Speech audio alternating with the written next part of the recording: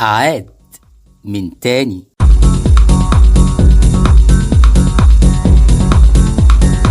ماذا لو عاد من تاني؟ ما كانش يقدر، بقى يقدر. هيقول ايه تاني؟ كل سنة وانتم طيبين. طبعا نسيتوني، لأن الزمان مر بسرعة. أنا جاي أقول كلمتين للي زيفوا التاريخ، علشان كانوا بيمتلكوا الإعلام والصحافة وقتها، وكل المؤسسات. قدرتوا تشوهوا صورة المخابرات المصرية في زمن،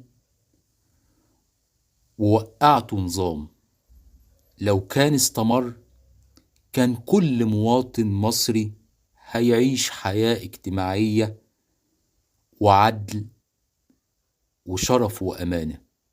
من الستينات لحد 2010 ضحكتوا على الناس وركبتوا الموجة، وبقيتوا في الصورة.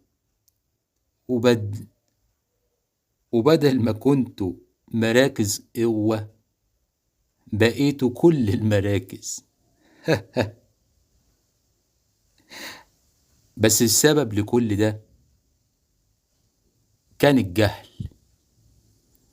ولما طلع جيل جديد يعقل الكذب والصواب، رفضكم وكذبكم، وظهرت الحقائق.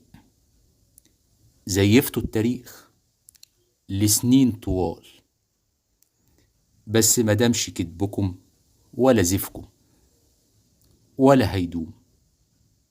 وكل ظالم ليه يوم. عرفتوني؟ أنا صلاح نصر. عاد من تاني.